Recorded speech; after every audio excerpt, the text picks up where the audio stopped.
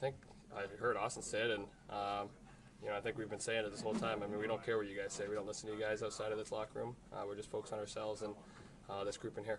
I'm personally offended because I thought that he was watching this show every single day. This is Sportscentre. Hey, I'm Marissa Roberto, and today could be the last day of Leafs hockey for the 2022-2023 season, as they're in Florida for Game 4 of their best-of-7 series. We know you know the stat, but we got to reiterate it. Only 4 teams in NHL history have ever come back from a 3-0 series deficit. So yeah, it's possible, just not probable. The big news for tonight, though, is in the Leafs net. Ilya Samsonov is officially out with that upper body injury, meaning Joseph Woll will make his first career playoff start. But it will be his third appearance in these playoffs. Now, despite one of their worst performances of the playoffs in Game 3, Austin Matthews and Mitch Marner will remain together on a line, something Sheldon Keefe addressed earlier today. Our team has been the best. Our lines have been the best when it's been Matthews, Marner, and Yarn Crockett. It's the best line we've had all season, both when we've used it in the regular season and in the playoffs. Just really puts the lines together well there for us in terms of what I believe are the best lines we've used through this playoffs, and even in some cases the bigger sample for those that have had it. So you put your best group forward and let them play. It wasn't just a bad Game 3 for the pair. It's been a bad second round altogether, as they have just 3 assists and are combined -5. Now for Austin Matthews, is a chance for him to show up in an elimination game, which is something he has not really done in his career.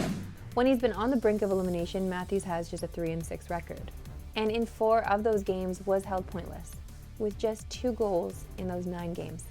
Now, as we bring up the Roberto reaction, last time we did this, I was accepting of the inevitable heartbreak. Now, since that moment, a couple of things have happened that have made me feel a little more hopeful, cautiously optimistic, one might say, because after I was down and out about the Leafs, I almost given up hope, to be honest, altogether. But then I hit 67K on Instagram, which I felt like was a sign for me to still feel like we're in this, okay? So 67K on Instagram, and then I went to get notifications, and I had 67 notifications. So I'm just feeling the universe is telling us maybe there's still a chance.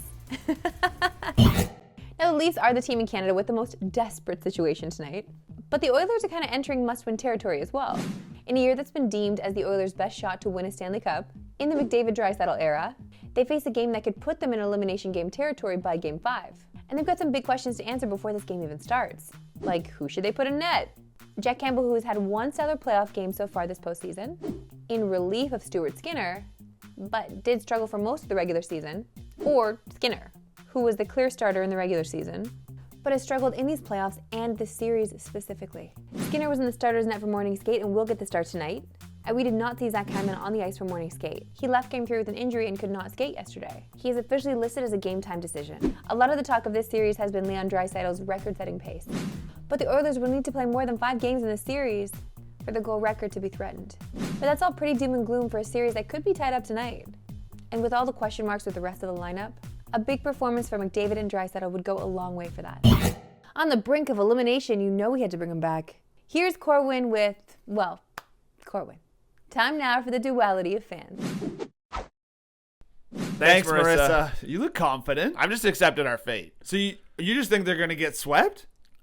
Yeah, obviously. I mean, they're down 3-0 in this series. They devastate us every single year in new, cruel ways. And I feel like the best way they could do that this year is by getting swept in the first series after winning their first series in 19 years. So, yeah, that's what's going to happen. I feel like you're just saying this to protect yourself from getting hurt. Yeah, pretty much. Well, okay, well then you're not allowed to enjoy it as much when they come back and win. I'll enjoy it as much as I want. I mean, what are you going to do about it? What am I going to do about it? God, you're dumb. So dumb, especially for continuing to believe in this team. To the association, and we've got a pair of great games tonight. It all starts at 7 Eastern, 4 Pacific, with Game 5 between the Heat and Knicks. A game you can watch on TSN. And a Miami win would mean history, because they would just be the second 8th seed in NBA history, and first since the 99 Knicks, to make the conference finals. And that was a lockout year where they only played 50 games.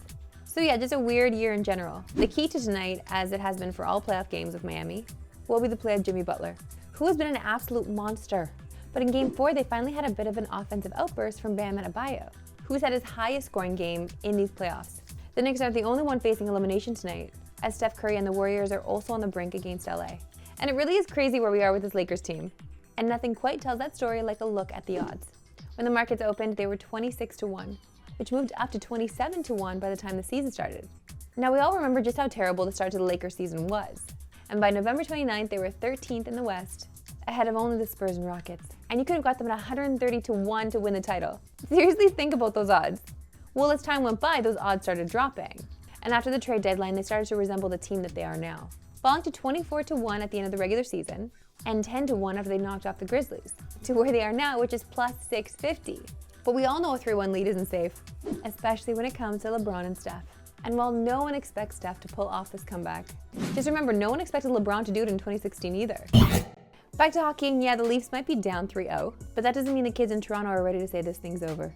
At Rolfe Road Elementary School today, they actually had a pep rally to support the Leafs. And if you know us, you know this show will stop at nothing for good content. So here are those kids now telling us how to fix the Leafs. More goals. I think they should score so many more goals they win. Score 100 goals in one game?